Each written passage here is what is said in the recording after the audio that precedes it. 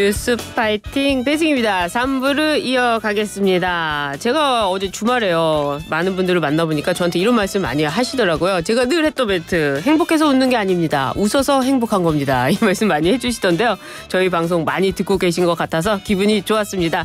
또 조만간에 청취율 조사도 있는데요. 청취율 조사도 많이 응원해 주시기를 부탁드리는데, 사실 제가 왜 이렇게 앞에서도 그렇고 지금도 그렇고 왜 이렇게 딴소리를 많이 하냐 하시는데요. 지금 사실 한준호 의원 전화 인터뷰 연결이 예정되어 있는데요. 지금 전화 연결이 안 되고 있습니다.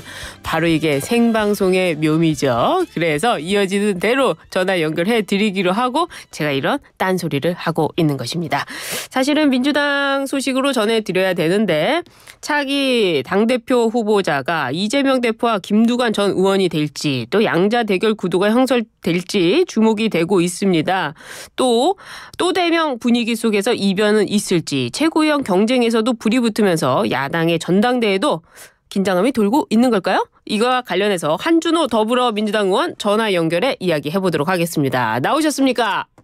네, 안녕하세요. 늦으셨습니다. 네, 저 앞에 방송이 하나 있어가지고요. 예, 아무튼 저희 방송 오늘 최고위원 출마를 선언하셨는데요. 출마를 결심한 계기 어떤 건지 궁금합니다. 우선 뭐 일을 하는 방식에 있어서 이제 뒤에서 일하는 방식이 있고 앞에 나서야 될 때가 있는데, 뭐 정치인으로서 이제 앞에 나서야 될 때다라는 생각이 들어서 출마를 결심했습니다. 아, 그렇군요. 네. 6개월 만에 자진 사퇴한 김홍일 전 방통위원장 후임으로 이진숙 전 대전 MBC 사장이 지명되고, 야권에서는 그 불만의 목소리가 많이 나오고 있습니다. 한 의원님도 지명철에 촉구 기자회견도 가지셨는데요. 이번 인사 어떻게 보셨습니까? 최악이죠. 아, 최악이군요. 네, 왜냐하면 이진숙이라는 사람이 그간 MBC에서 했던 일들이 물론 기자로서의 성과도 있겠지만, 그러니까 이명박 시절에 그 일종의 구역을 하면서 했던 행위들이 이게 꼭 MBC 입장이나 제 입장에서 보는 게 아니라 객관적으로 그 잘못된 행동들이 굉장히 많습니다. 예를 들어서 국정원에서 MBC 사찰을 하기 위해서 만들었던 2010 MBC 정상화 전략과 실행 방안에 대해서 이거를 실제 실행을 했던 인물이기도 하고, 그리고 MBC 직원들을 사찰하기 위해서 깔았던 프로이컷, 이거를 몰래 설치하는 거를 묵인을 했던 사람인데, 이건 특히나 2016년도에 대법원에서 불법행위와 관련된 손배 책임에 대한 판결이 있는 그 사안이고요. 그렇군요. 그리고 특히나 세월호의 전원 구조 오보를 냈을 당시에 보도본부장이자 그 유가족들이 마치 그 승객들이 가입한 보험금 액수, 이 보험금을 노렸다라는 식의 표면화, 그리고 이제 관련된 정부 비판 보도들을 막았던 인물이기 때문에, 여기에 대해서는 뭐 이 사람이 과연 방통위라고 하는 곳에 위원장을 할 수 있는 사람인가, 저는 뭐 최악의 인물이라고 생각합니다.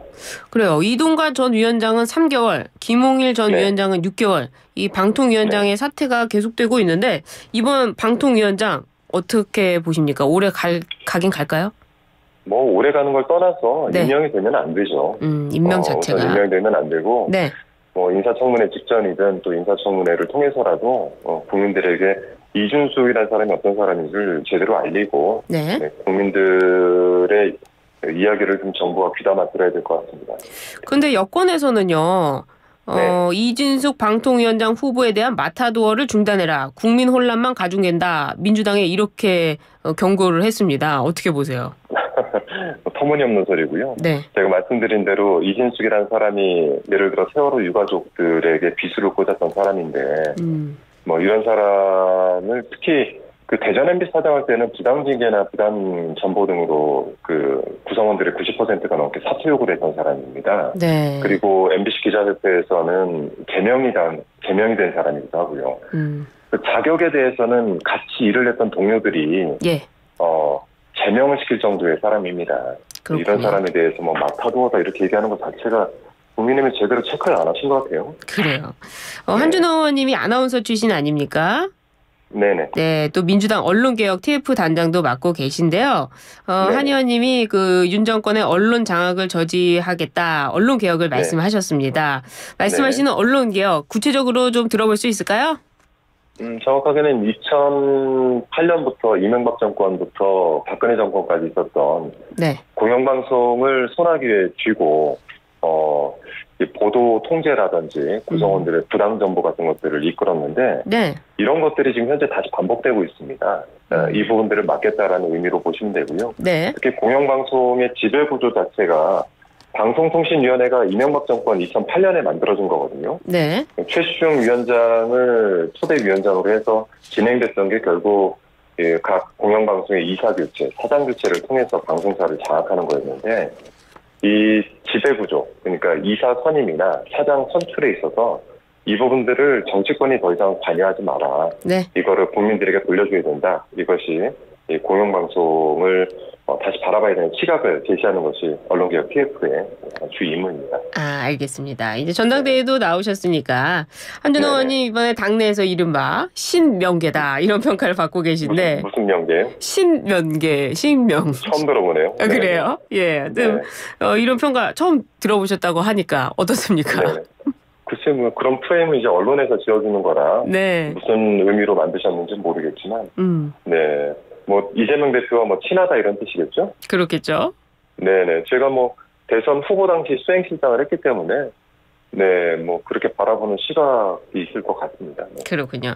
이 전당대회를 앞두고 이런 지적도 있습니다. 개파색이 옅은 한 중진 의원이 모양새를 갖추려 나오는 거 아니냐 하면서 김두관 전 의원에 나오는 것을 두고 뭐 말이 많은데 김두관 전 의원은 나이가 몇인데 뭐 들러리 서는 정치를 하겠냐 하면서 사실상 당대표 출마를 확실시했습니다. 양자 구도로 치러질까요? 김두관 의원님께서 그렇게 결정을 하셨다면 당연히 그 양자 구도가 되지 않을까요? 그러니까 뭐 정치라는 것이 이 전당대회에 출마를 하는 거는 어쨌든 나를 뽑아주는 당원이나 뭐 이런 민심들이 좀 존재를 한다라고 판단을 하기 때문에 나가는 거 아니겠습니까? 네. 그도 마찬가지고요. 그리고 그 당대표 또는 최고위원이 돼서 내가 이 당내에서 하고자 하는 바와 그리고 제시하고자 하는 비전이 있기 때문에 나오는 것인데 뭐 거기에 대해서는 어떤 의견들도 다 소중하다고 생각합니다. 그렇군요. 알겠습니다. 네. 이번에는 민주당 소식 좀 여쭤보겠습니다. 민주당의 검사 탄핵 소추안에 대해서 이재명 대표 방탄용 탄핵이 아니냐 이런 입장인데 어떻게 생각하십니까?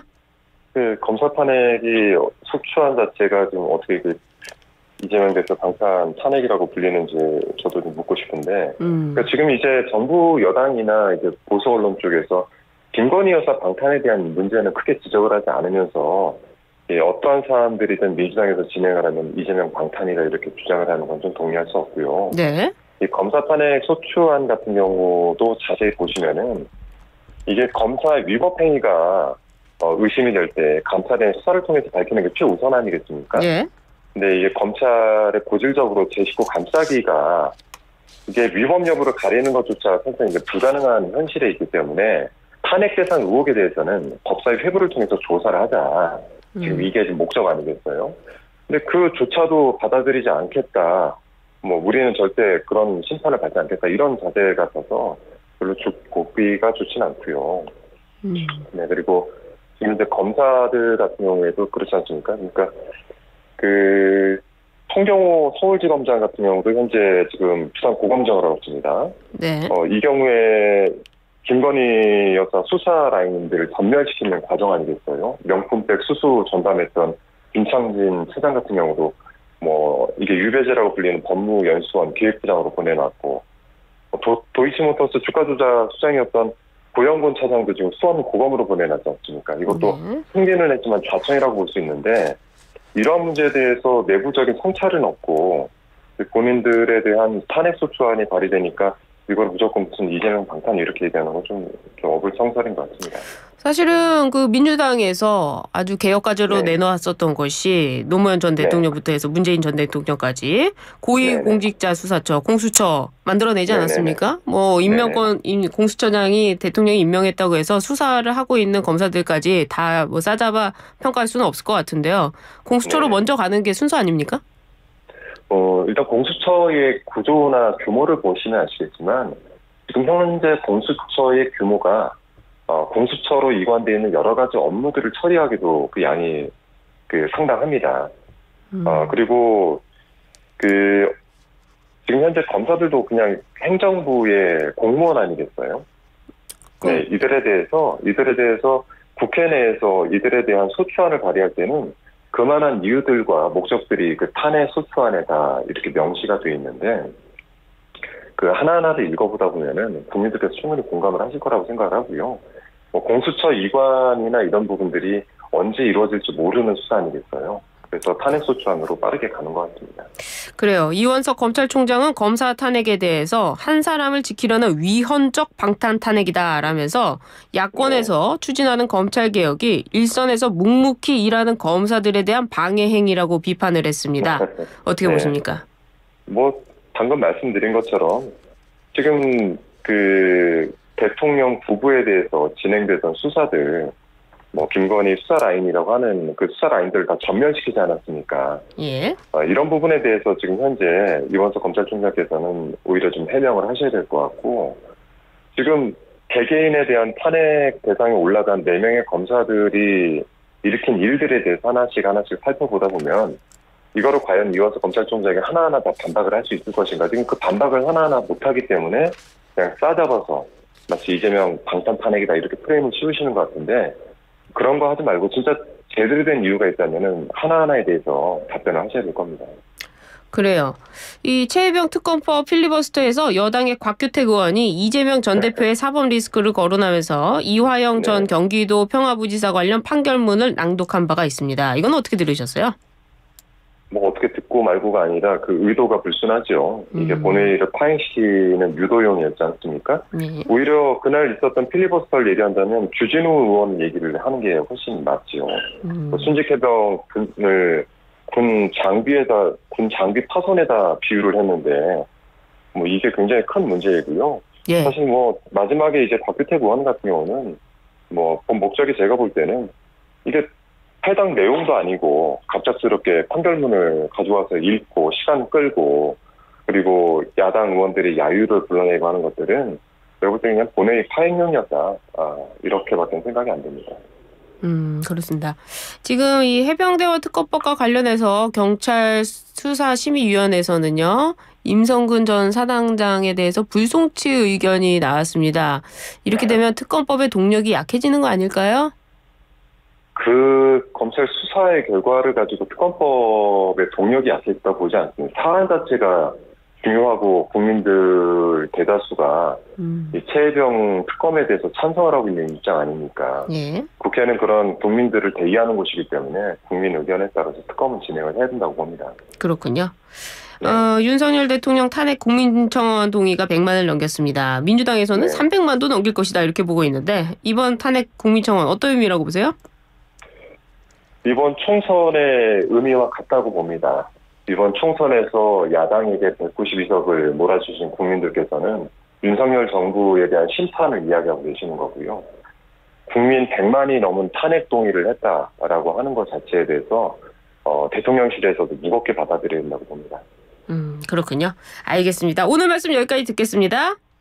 네, 고맙습니다. 네, 지금까지 한준호 더불어민주당 의원과 함께했습니다.